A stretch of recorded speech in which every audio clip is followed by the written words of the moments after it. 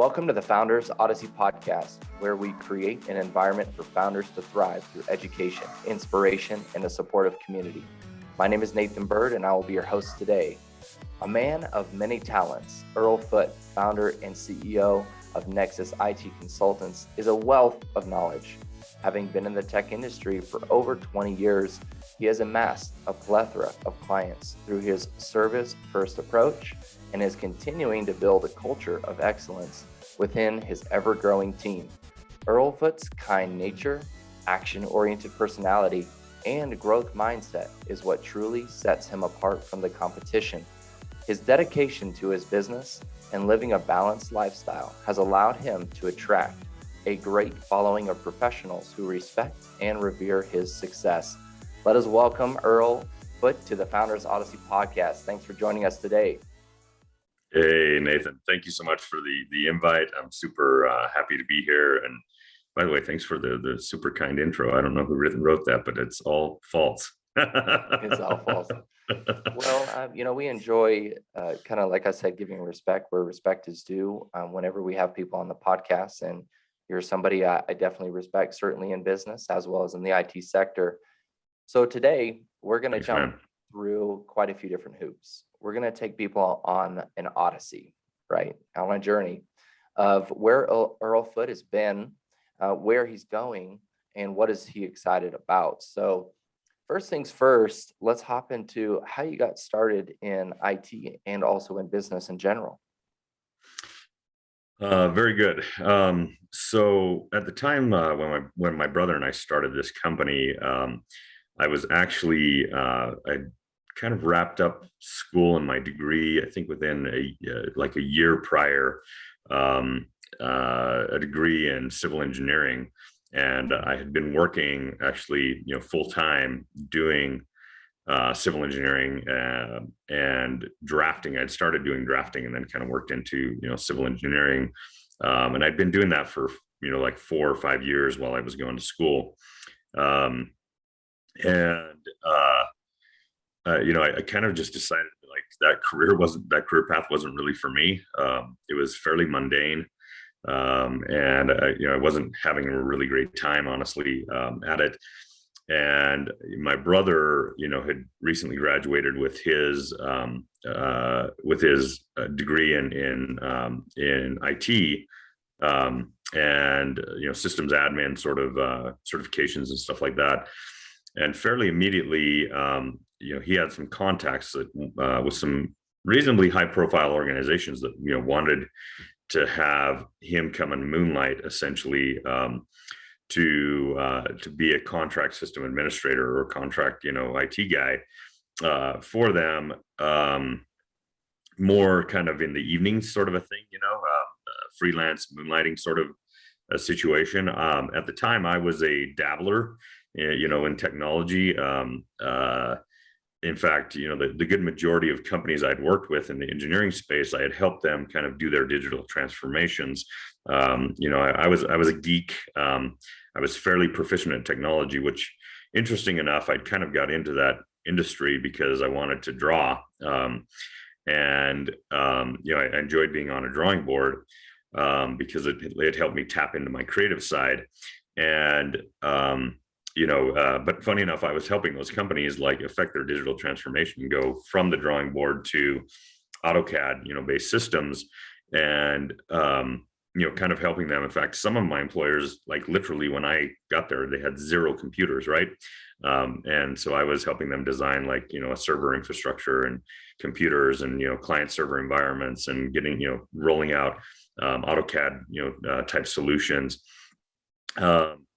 And so, I wasn't a stranger to, to technology or the IT industry at the time.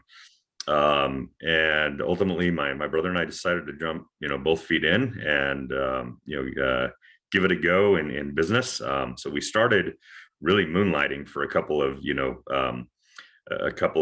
fairly high profile organizations. And, it quickly evolved. And of course, we were, in those early days, we were trying to find our footing and figure out what would work out. So we were doing some consumer-based services, computer hardware sales, computer sales to consumers. We were also doing business to business services, primarily contract on-site IT services. Before, really we're in the managed security service space.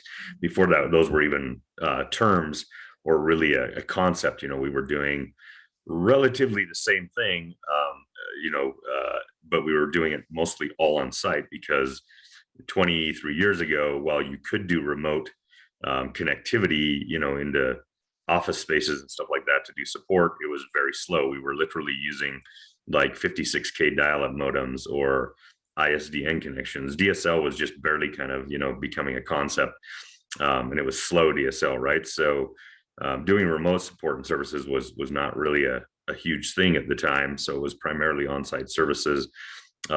Anyways, that's kind of, how the whole journey got started. Of course, it's, there's been some pivots and it's morphed and changed over the past 23 years.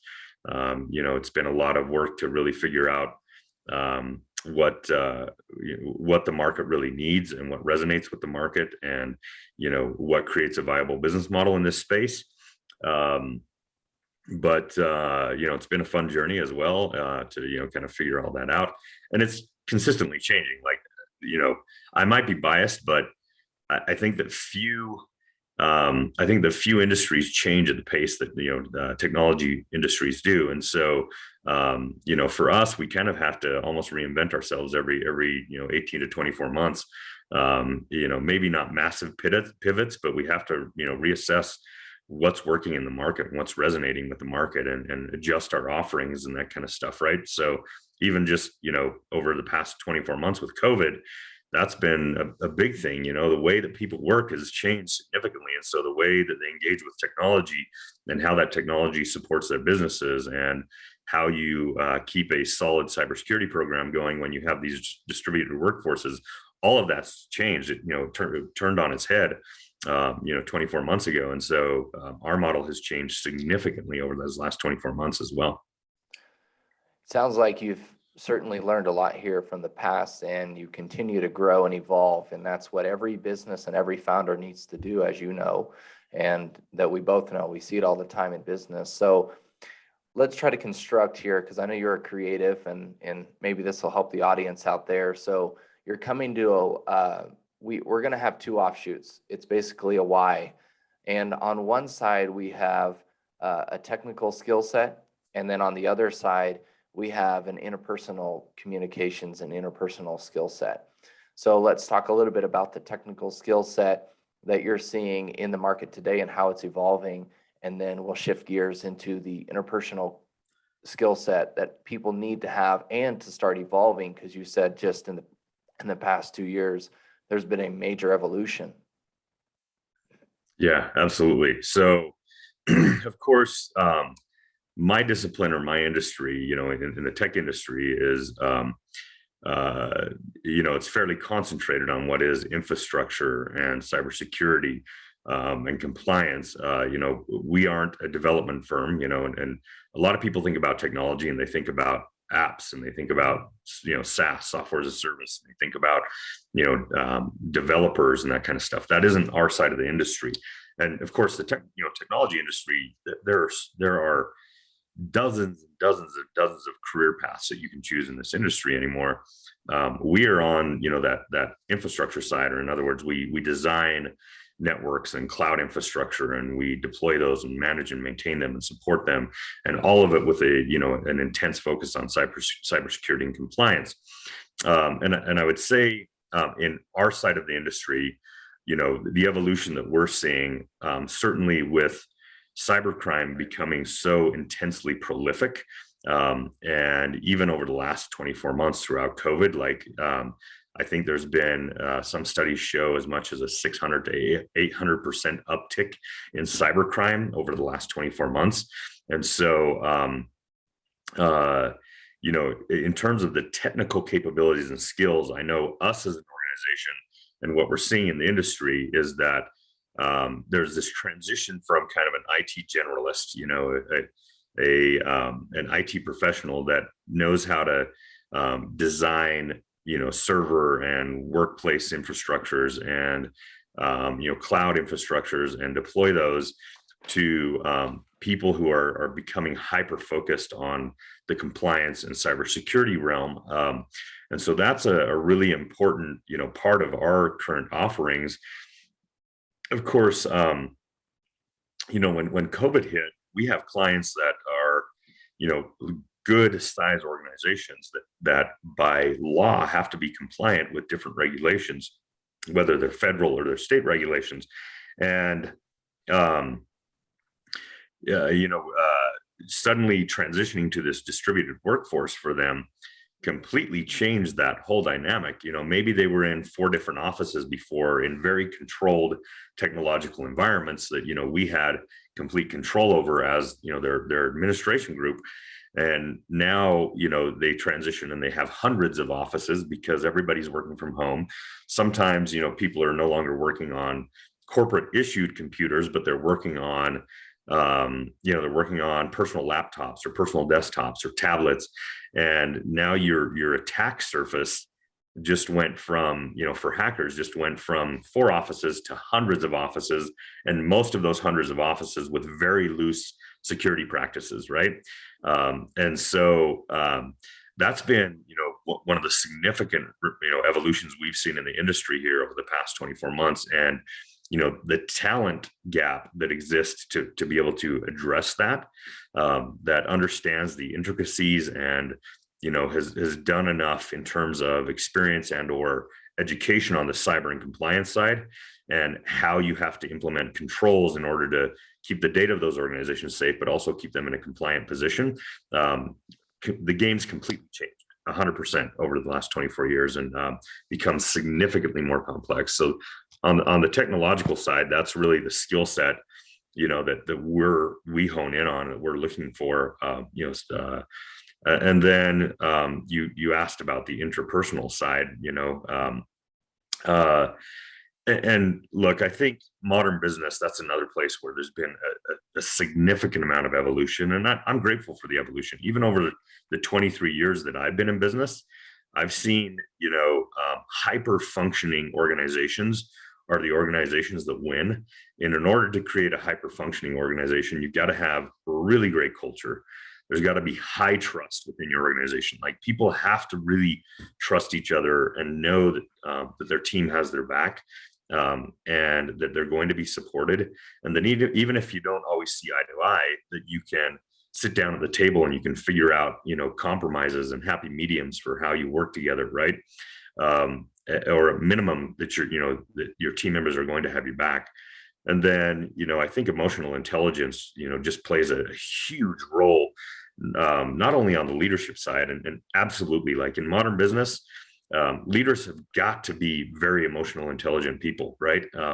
They've got to step aside from all of the raw emotion of doing business and the roller coaster that it is, right? Because it is an absolute roller coaster. And they've certainly got to step aside, from their own ego and be able to understand that, being a leader is really about helping and coaching people and helping them achieve their career goals and their personal goals. And by doing so, when you serve your people, when you enable your people, they serve your clients well. But it's not just on the leadership side. Like, you need your team to be very emotionally intelligent people. You need them not to knee jerk, to difficult situations, or to, have deep emotions, that they're bringing into conversations and situations with their colleagues where they could create, very unsavory outcomes, right? That everybody's playing level-headed and just kind of, recognizing and realizing that, the game of life and the game of business is not easy. None of it's easy. And that we're all kind of exposed in the process. And we just have to keep things even kill and understand how we work together to create the best outcomes for all stakeholders. Right. And that's, I think that's kind of how I've seen, those two pieces really evolve, particularly over recent years. Well, speaking of evolution, I know you've personally have evolved throughout business and as well as personal. And as you evolve personally, then your business typically can follow the maturation that you're going through. So let's touch on the maturation of yourself and then also how it has impacted your business in a positive way as you start to mature through these processes. Yeah, I think that's a really important point you've keyed in on there, Nathan. And um, uh, I think first of all, once you recognize in life and in business that you're 100% responsible for the outcomes that you produce, right? Um, like what the experience you have in life and the outcomes you produce and in business, they're not dependent on anybody else but yourself, or any other circumstances. And so I see, particularly a lot of younger, and I don't mean necessarily younger by age, but younger by tenure founders that they want to point a lot of fingers or play the blame game of, things aren't going well in my organization because of these team members, or it's not going well because of market conditions, or whatever the situation might be, right? When you really dig deep and kind of go, look, at the root and core, and especially as a founder, or in my situation, a CEO, as a senior leader, a senior executive, when you dig deep and go, okay, any um, any unsavory outcome in this organization, I play a role in that to some extent, right? And so I've got to figure out why we're producing unsavory outcomes and what my role is in that, and then I've got to fill those gaps, right? And so for me, my 23-year journey definitely has been very much about figuring out what my role has been in producing the wrong outcomes in business, and then making sure that I'm covering my gaps either in skill or knowledge or mindset, behaviors, actions, words, whatever it might be, and so I think you have to be a an effective modern leader and entrepreneur. You've got to be real with yourself. You've got to be really vulnerable. You've got to be willing to tear yourself down and recognize and realize I'm not perfect. Again, you got to set ego aside, right? And you got to just say, okay, look, I realize that I have ownership in what's happening here. Something's, I've produced the wrong outcome here somehow for somebody, some stakeholder, right? Maybe it's a client, maybe it's a team member, and I need to own up to that, and I need to figure out, what I did wrong in this situation and how I fix that. And so, very much, for me, particularly on, I think I've always had some natural leadership capabilities and tendencies.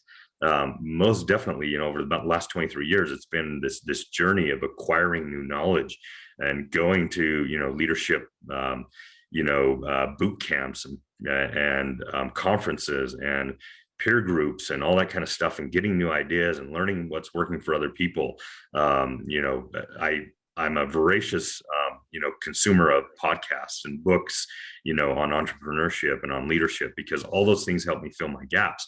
They help me come up with new ideas. They help me understand, maybe where something's not working right in my business and what I need to do about it, or how I need to coach the other leaders or team, in order to fill those gaps within our business, right? So yeah, that's kind of my thoughts around. Speak to the younger Earl about leadership and how you would help him through that process, because I'm sure there are many times you may look back and say, I wish I would have done that differently. But, obviously you embrace the change and you mature through that process. So speak to not only the younger Earl, but speak to all the CEOs out there that are in a position of leadership. They may be stressed. They don't have organization like they should. So speak to that person, how you Yeah. get out of that and what you should do in order to build a stronger leadership knowledge base. Great. So I would say, the access to resource and thought leadership and content, 23 years ago was nowhere near as prolific as it is right now, right? So when I started in business, it was more of a process of trial and error. And at 23 years old, starting this business and hiring the majority of our team, were in their 20s as well. We definitely started with this total bro culture sort of thing going on, right? Like it was, all about and don't get me wrong, like the culture was cool because we were having a lot of fun, like paintball wars in the office, or airsoft wars in the office, and like just certainly focusing a little bit more on the fun side, of the culture. Not that there's something terribly wrong with that, but there wasn't nearly enough accountability in those days, right? And there probably wasn't nearly enough like dig deep and produce some things, right?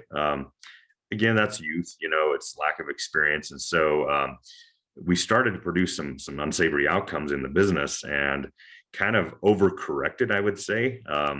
We went from like that ideal boss that's like, oh, this is so much fun, this is the greatest place, right, to kind of the jerk, right? That was like, and not just I'm saying we, but myself and at the time my brother, who was a founder in the business then, we kind of got too hardlined probably, and became that boss, not to a major extent, but a boss that wasn't as the type of boss that people really wanted to work with, right?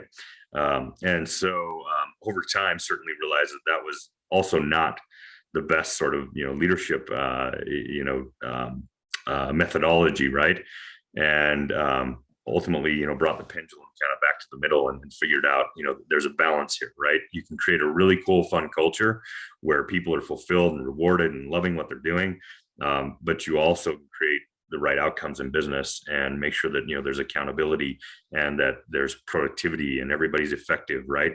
And so I would say for budding entrepreneurs, you've got to be consuming as much content and thought leadership as you can in whatever form that is, right?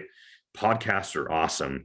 Audible books are awesome. Like, many founders like myself are going to be on the road a lot. Like you're commuting, to and from your office, but you're also going to lunch meetings, you're going out to client meetings, you're going to meetings with prospects or partners.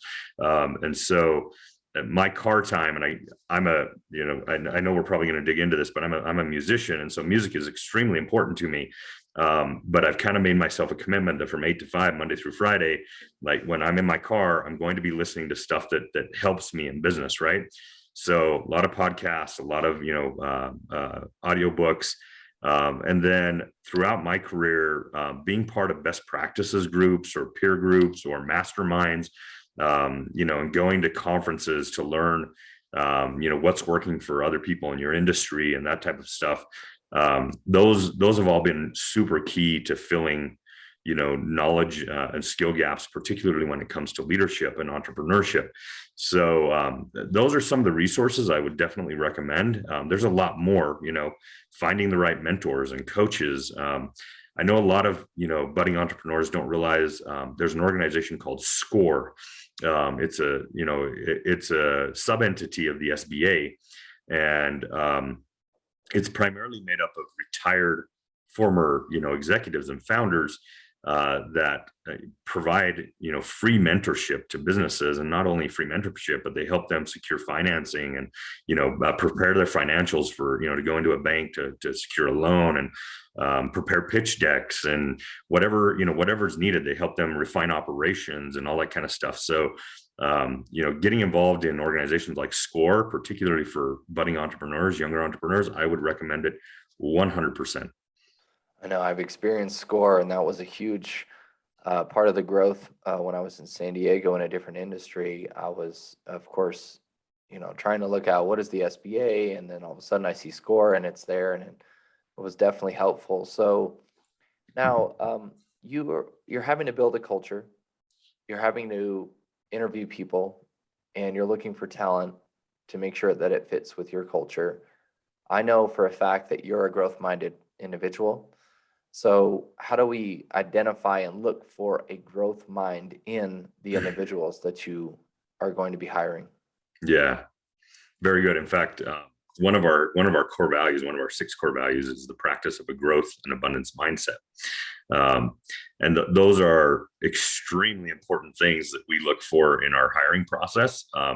If we can kind of nail those things, usually the rest of the ducks fall in line, and that person becomes very successful within our organization. So and certainly being a practitioner of those mindsets, for a long time, it gets easier and easier to kind of identify that in people, to identify people who are willing to kind of strip down their ego and say, I realize that I'm not a perfect being and that I have stuff to work on, right? And that it's okay to be open and vulnerable and say I'm not perfect, right?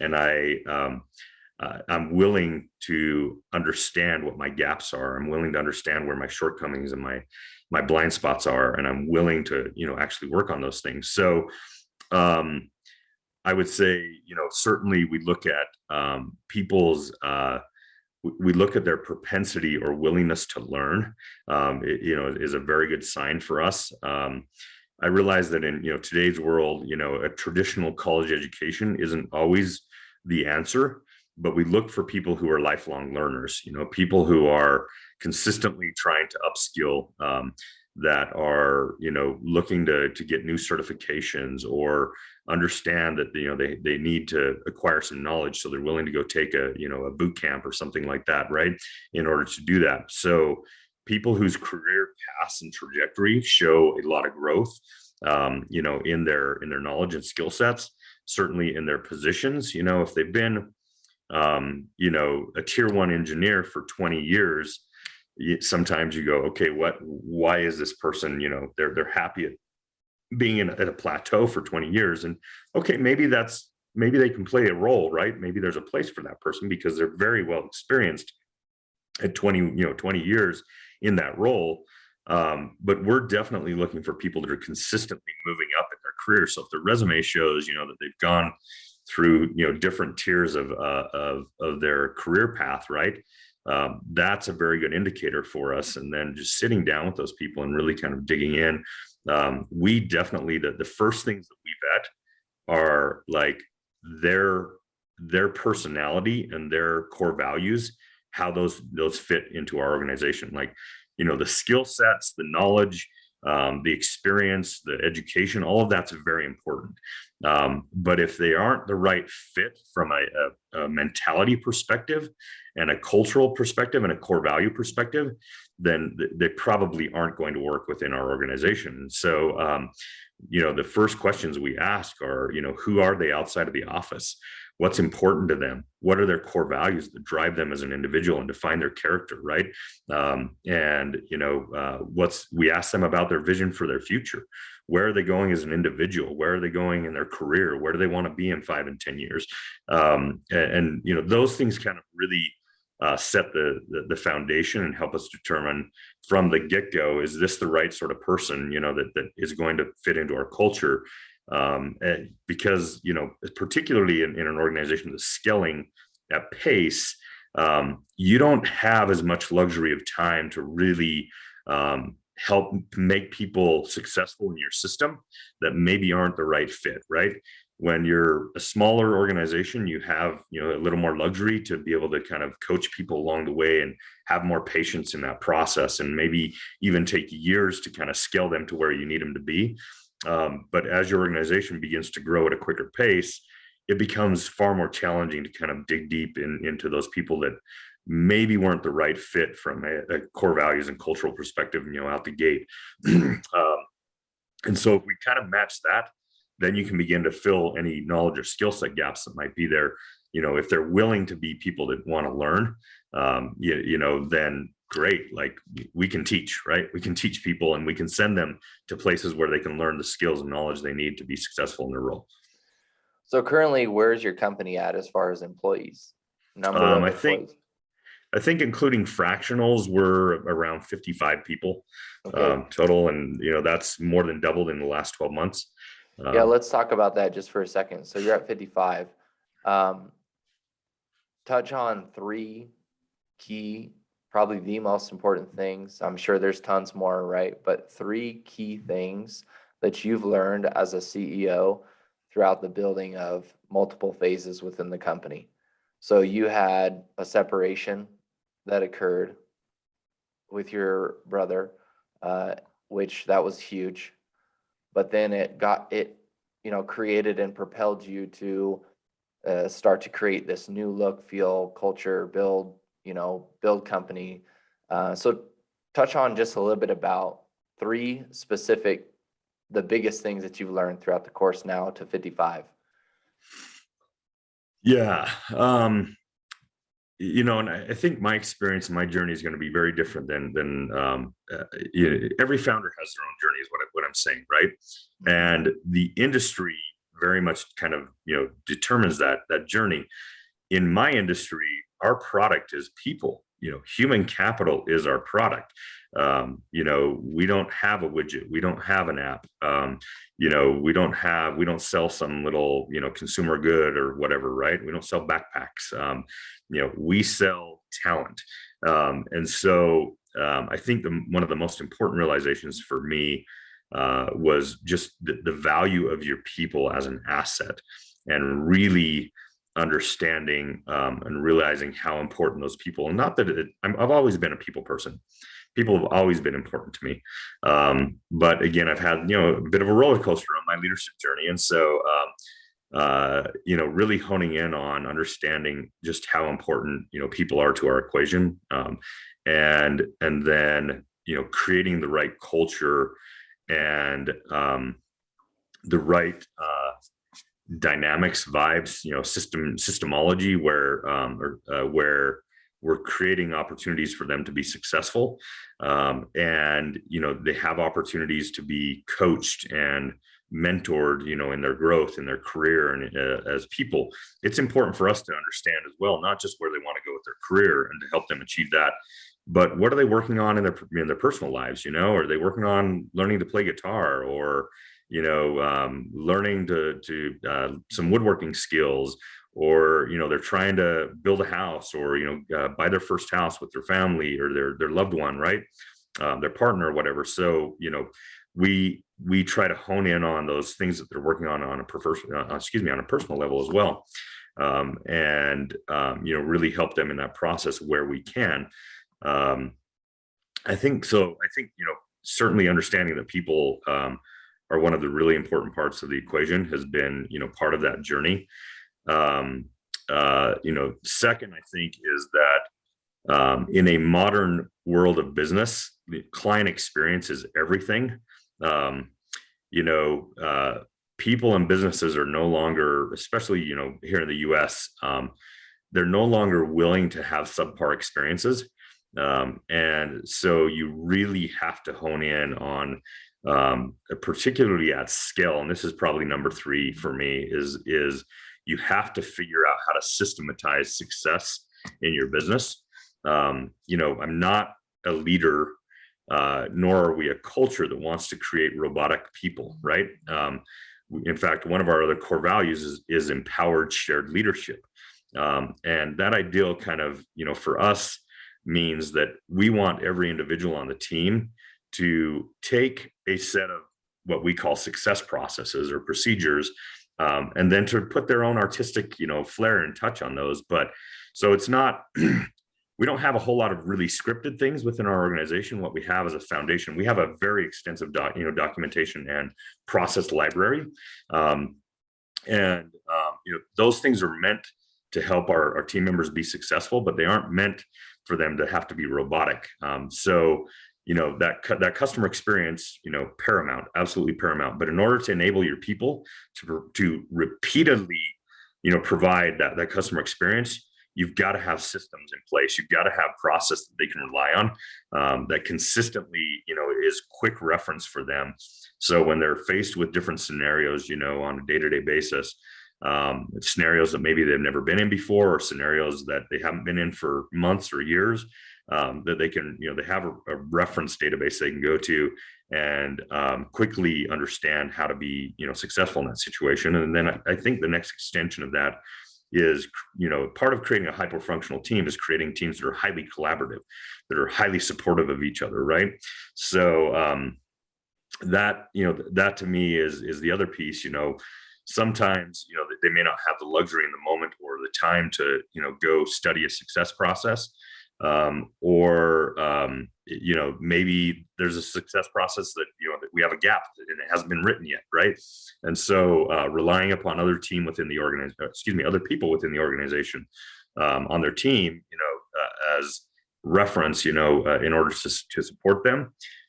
That's the other piece that's super important here to, I think, consistently creating a client experience that's predictable for the clients, that's not just satisfactory, but, is oftentimes extraordinary for them. Well, everybody out there, you can obviously tell Earl has got it down as far as systems.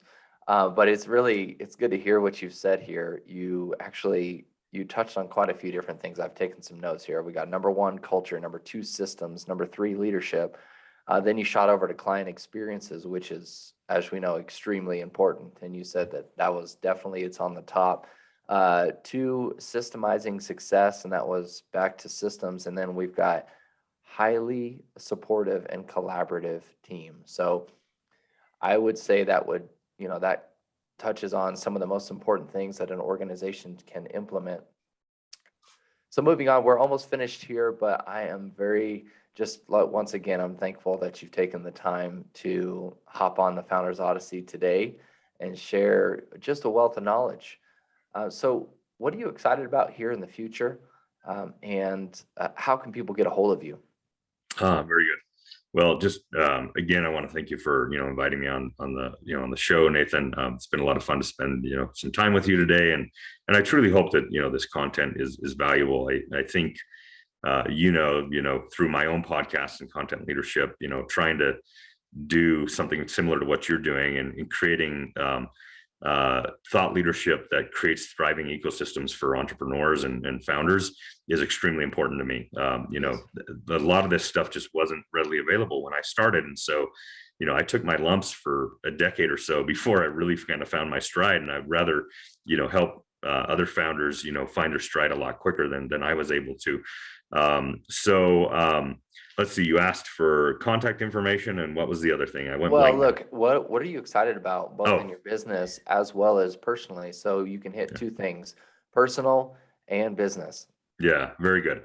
On the business side, Nexus IT is scaling at very significant pace right now. We are getting very, very intent on regional and national expansion efforts. Over the next 5 to 6 years, we're trying to take Nexus IT into at least 20 to 30, new markets around the country, and significantly expanding our physical footprint. We're in a business where, yes, 85 or 90% of the service we do can be done via remote at this point, but we also need, boots on the ground, engineers that can do on-site services and support when it's needed, or projects, deployments, implementations, that kind of stuff. And so, we're in that process, and I'm very excited about, what the future holds here, for Nexus IT. Similarly, that journey, also holds a lot of opportunity for me and my family personally. 23 years into this journey, I've spent a lot of time and effort on this business. And I'm not that I'm planning to scale back, massively, but as we, and I'm not going to be naive either, expansion is a lot of work.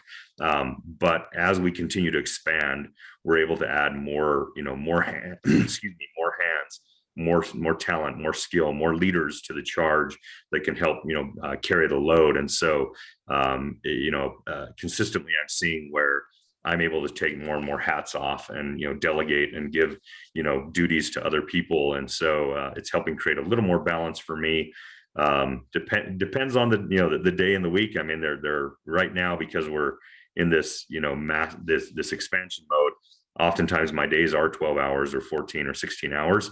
But I also have the luxury, every couple of months of taking off for a week or 2, right? And going with my family somewhere and, disconnecting as much as possible, because my team does a fantastic job. Like, I never come back from a vacation and have a massive fire to deal with or anything like that, because they make sure that, business continues to go well and that we're continuing to move forward. So, on the personal level, I'm excited to be able to, to continue to create a little bit more balance in life.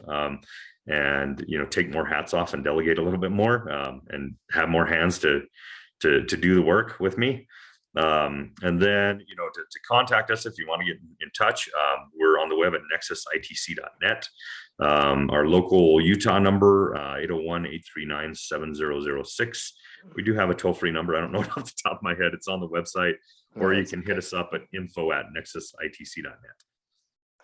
Perfect. Well, hey, once again, thank you so much for coming on the Founders Odyssey podcast, where we educate, inspire, and challenge you as a founder out there to grow and get to your next level. So, Earl, thank you so much today. Such a pleasure. I really appreciate it, Nathan. Thank you.